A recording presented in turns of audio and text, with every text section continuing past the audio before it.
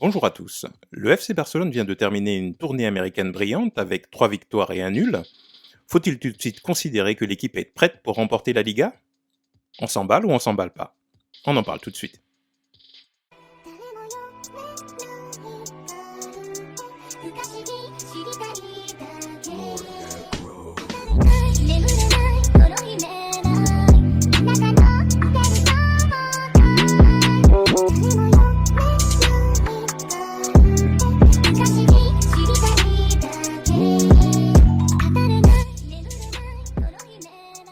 Bonjour à tous, bienvenue sur Barça Today. Aujourd'hui, je voulais parler des promesses que nous fait ce nouveau FC Barcelone avec ses 3 victoires et son nul lors de cette brillante tournée américaine et de sa victoire contre le petit club de Lot en tout début de pré-saison. Et l'impression que cette équipe, avec ses nouvelles signatures, nous fait depuis quand Xavi les a repris en cette nouvelle saison. Effectivement, on sent un engouement important lié à cette équipe, à ce renouvellement, à cette nouvelle étape du FC Barcelone qui vient de périodes sombres, qui vient d'une saison blanche, il faut pas l'oublier, hein, ce qui est très rare pour le FC Barcelone, qui vient d'une saison où on a joué tout de même en Ligue Europa, ce qui n'était jamais arrivé pour le FC Barcelone. Donc il ne faut pas oublier qu'on revient tout de même d'une période extrêmement sombre et difficile pour le club. Et du coup, c'est tout à fait normal hein, que face à ces nouveaux résultats, face à cette nouvel entraîneur qui incarne la philosophie traditionnelle, historique et pleine de succès du club, bah, que les gens soient enthousiasmés, qu'il y ait un engouement certain. Et il y a aussi un point important qu'il faut relever, c'est que l'effectif du FC Barcelone, qui était considéré comme vieillissant, traumatisé suite à des multiples défaites historiques, notamment face au Bayern, à Liverpool, même au PSG, enfin bref, il y a eu quand même quelques fessées en Ligue des Champions notamment. Donc cette équipe qui en plus était privée du meilleur joueur du monde, hein, Léo Messi, qui était le pourvoyeur essentiel de ses buts dans toutes les compétitions confondues, eh ben forcément, on ne l'imaginait pas se relever aussi vite. Le FC Barcelone, qui était en crise financière, s'est mis soudainement, avec Laporta et avec pas mal de dextérité financière, de négociation et de responsabilité hein, liées aux finances du club et à la situation sportive, contrairement à l'ancienne direction de Bartomeu qui avait fait n'importe quoi et qui cachait beaucoup de choses sous le tapis. Là, la direction de Laporta a décidé de prendre les choses en main et de remettre le club à son niveau au sommet de l'Europe comme il l'était lorsqu'il l'avait quitté en tant que président.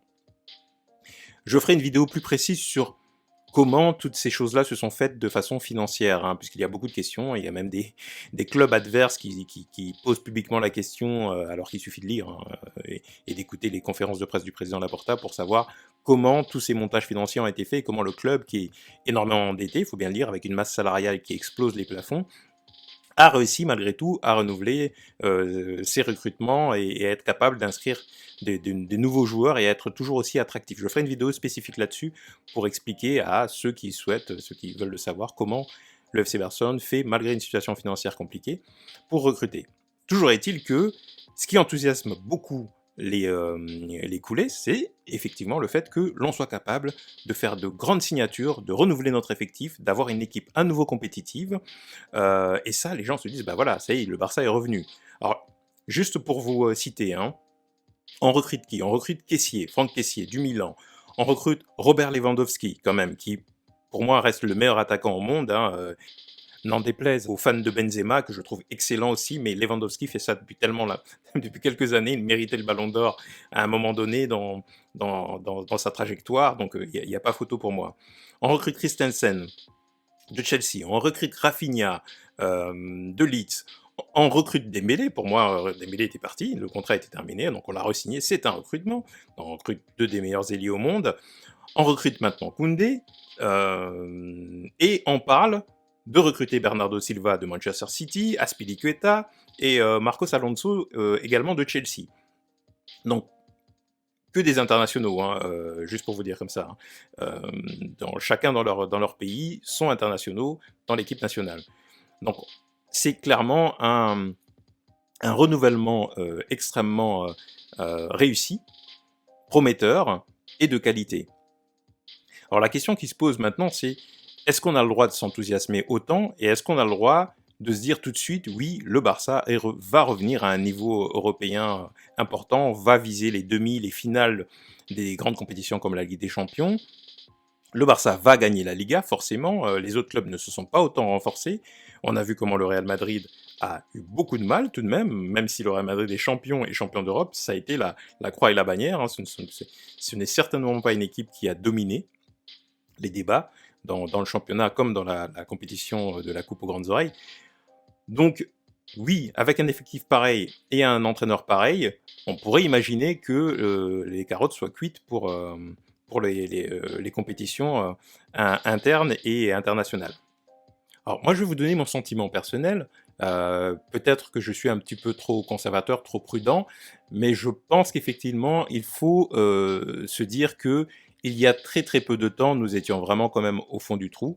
Quand Xavi reprend le club lors de la séparation du club avec Ronald Koeman, le club est 9e quand même en Liga. Donc on est quasiment au milieu de tableau. Il arrive, avec tout le talent qu'on lui connaît, à ramener le club à la seconde place du championnat. Et avec un Real Madrid qui fait une seconde partie de saison extraordinaire, comme un boulet de canon qui ne perd rien, ce qui est assez improbable, mais bon voilà, si le Real Madrid était en fonctionnement normal, en perdant un ou deux matchs, en faisant un nul à gauche à droite, on aurait probablement pu se battre pour gagner cette Liga aussi. Mais le Real Madrid a fait une seconde partie de saison et une première aussi très très excellente, donc c'était difficile de la rattraper. Mais tout de même, c'est déjà un petit miracle d'arriver à la seconde place et de se qualifier en Ligue des Champions, etc. Certes, l'équipe joue mieux, mais ça fait très très peu de temps qu'ils sont ensemble. Xavi, cette nouvelle philosophie, ça fait à peine 6 mois qu'il l'inculque à nouveau aux joueurs. Les joueurs sont passés par d'autres coachs auparavant, qui ont déconstruit complètement la philosophie du FC Barcelone en passant par Koeman ou Valverde. Donc ce sont des choses qui ont été perdues malgré tout.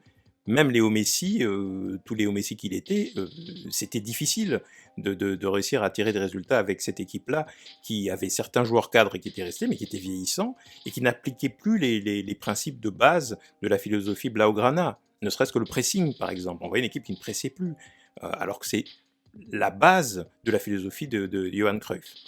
Donc ça va mettre du temps à revenir. Qu'on le veuille ou pas, ça va mettre du temps à revenir. Ensuite, il ne faut pas oublier qu'on intègre de nouveaux éléments. Tous les noms que je vous ai cités, les Kessié, les Rafinha, les Koundé qui vont arriver, Christensen, certes, ce sont de très bons joueurs et qui sont également très intelligents et qui sont capables d'intégrer rapidement la tactique des coachs. D'ailleurs, ça, c'est une petite parenthèse pour les... Bon, il n'y en a probablement pas des gens qui ne sont pas fans de foot, mais beaucoup de gens pensent que les footballeurs sont juste des sportifs qui courent après un ballon et qui sont musclés. Pas du tout, hein. Pour intégrer les concepts tactiques, tout le monde n'est pas capable de le faire. Hein, on a tous joué à n'importe quel sport quand on était jeune, et c'est très très difficile pour certains de comprendre les concepts tactiques quand on joue dans un sport collectif. On le voit bien, il y a des gens qui sont capables de le faire, d'autres gens qui trouvent cela très très complexe. Donc ce n'est pas simple de jouer en équipe, il faut malgré tout une certaine intelligence. Et il y a aussi la partie où je réfléchis par moi-même, j'improvise, je comprends la situation, le coéquipier où il se situe, l'adversaire, j'anticipe, etc. Ça demande une grande intelligence en réalité. Bon, on en parlera peut-être un jour, je ferai une vidéo spécifique sur l'importance de la puissance cognitive du sportif de haut niveau. Voilà, fermez la parenthèse.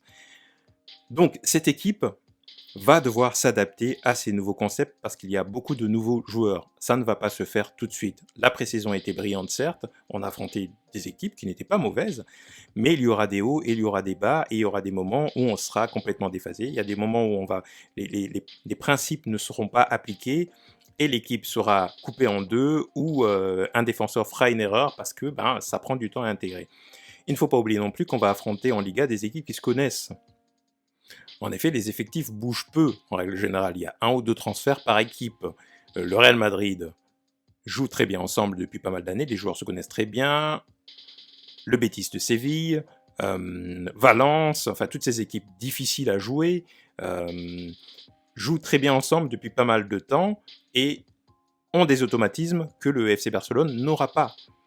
Et dans les moments difficiles, on s'en remet un petit peu à ces automatismes, à ces choses que l'on a fait à l'entraînement pendant 3, 4, 5 saisons, et qui vont tout seuls. On sait tout de suite où se trouve son coéquipier. Le cas de Lewandowski, par exemple, est criant. Pour le moment, il y a des difficultés à marquer des buts, mais ça va venir. Dès que Ousmane Dembélé ou Rafinha auront intégré ses courses, ses mouvements, ses positions préférentielles, etc., ses points forts, ses points faibles, tout cela viendra, ce sera automatique. Mais ça reste encore à travailler. Donc c'est un chantier sur lequel Xavi va devoir s'atteler encore pendant quelques temps. Je pense qu'il lui faut peut-être encore 6 mois, voire même peut-être une saison, pour que ce soit fluide, qu'on ait une équipe comme le Bayern ou comme City ou comme Liverpool où on sent que les gens se trouvent les yeux fermés. Ça, c'est le premier élément. Le second élément qu'il ne faut pas négliger, c'est finalement cette profondeur de banc là, que l'on a maintenant avec un pléthore de joueurs. Il faut aussi que la mayonnaise prenne. Il faut aussi que les joueurs apprennent à vivre ensemble quotidiennement. On sent que c'est quelque chose sur lequel Xavi a insisté. On sent que quand on voit les images, on voit que le groupe vit bien, comme on a l'habitude de le dire dans ces cas-là. Que les joueurs, le mélange entre les joueurs un peu plus jeunes et les joueurs un peu plus anciens se fait bien. On a un état d'esprit qui est correct, on n'a pas de fauteur de trouble dans les vestiaires. Et donc je pense que ce côté ambiance, dynamique, partir ensemble 15 jours pour une pré-saison, ça lie un petit peu les joueurs entre eux, ça renforce les liens, et ça c'est important. Mais ça va prendre du temps aussi pour que les joueurs apprennent à trouver leur place.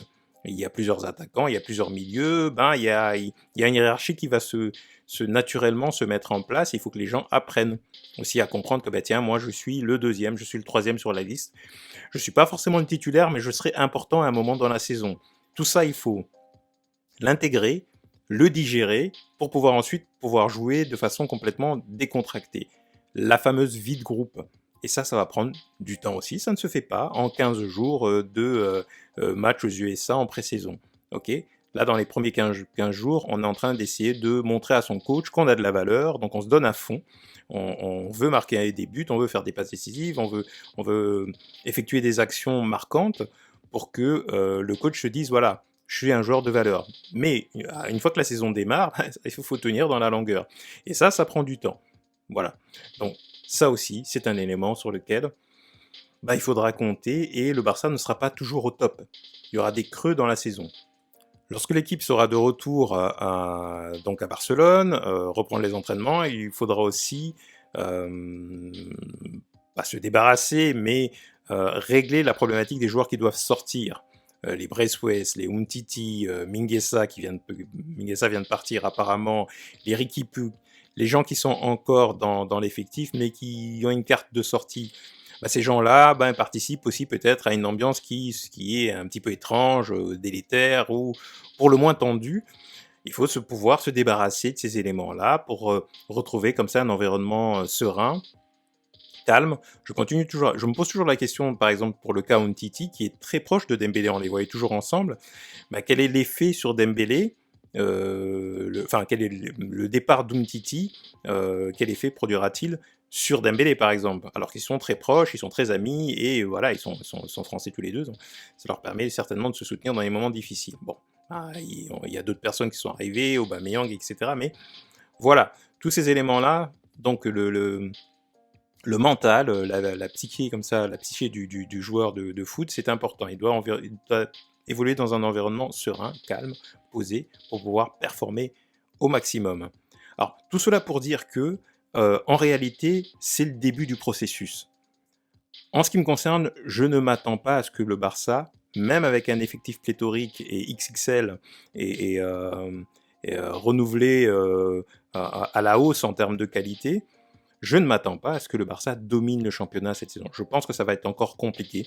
Je pense qu'il va y avoir des matchs où on va encore se demander mais que fait Xavi quoi? Pourquoi ça ne fonctionne pas? Pourquoi il ne marque pas? Pourquoi on ne fait pas 5-0 à chaque match alors qu'on est en train d'affronter une petite équipe? Ça va prendre du temps. C'est un process. Donc du coup, par définition, il y a un début, un milieu et une fin.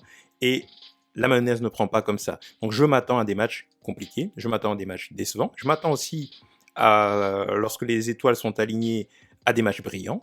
On verra les qualités individuelles de chaque joueur, parce qu'individuellement, c'est sûr que l'effectif est au-dessus de la moyenne, largement. Par contre, en termes de groupe, et surtout pour intégrer des concepts aussi complexes que ceux que l'on a au Barça, notre philosophie de jeu, ça va prendre du temps. Je ne m'attends pas à ce que le Barça domine la saison de la tête et des épaules dès le premier jour. Ça va prendre un petit peu de temps, et donc moi je serai patient, et je vous demande aussi d'être patient. On va observer cela tous ensemble. C'est aussi ça qui nous relie sur cette chaîne, ou sur des chaînes comme celle-ci, hein, qui sont pour le club Blaugrana. On va observer le processus, on va critiquer, on va donner notre avis, on va, j'espère aussi avoir de très bons moments, on aura des belles victoires, et l'équipe fera à chaque fois un pas en avant, mais ne vous attendez pas à des 5-0 à chaque match dès le début de saison. Dites-moi si vous êtes OK ou pas. Donc moi je dirais, on ne s'emballe pas, il faut rester humble, il faut garder cette humilité qui est aussi l'état d'esprit de notre coach. Même s'il dit il faut que le Barça gagne des titres maintenant, je pense que c'est peut-être un peu tôt. Il faut que le Barça redevienne une équipe. On a les joueurs, on a le coach, on a l'environnement qui est serein. Maintenant, le travail commence, et ça va prendre un petit peu de temps. Dites-moi ce que vous en pensez. Est-ce que vous êtes d'accord? Vous n'êtes pas d'accord? Est-ce que vous pensez que normalement on devrait mettre des claques à tout le monde, y compris le Bayern et Liverpool, parce que on est la meilleure équipe du monde, et qu'on a le plus beau maillot? Ou est-ce que il faut être raisonnable tout de même? L'année dernière, on était à la rue, il faut bien le dire. Ça se fait pas en un claquement de doigts. Les joueurs ne se connaissent pas. Il faut qu'ils apprennent à travailler ensemble, à s'apprécier, à se connaître par cœur. Et petit à petit, les résultats viendront de façon pérenne. J'attends vos commentaires. N'hésitez pas à liker, à vous abonner pour ceux qui ne le sont pas encore. La communauté grandit toujours un peu plus. Je ne lis pas tous les jours, mais on est de plus en plus important sur Barça Today, et je vous en remercie. N'oubliez pas, je lis tous vos commentaires et je vous réponds quand c'est nécessaire. Si vous me sollicitez, ce sera avec plaisir. Je vous dis à très bientôt sur Barça Today.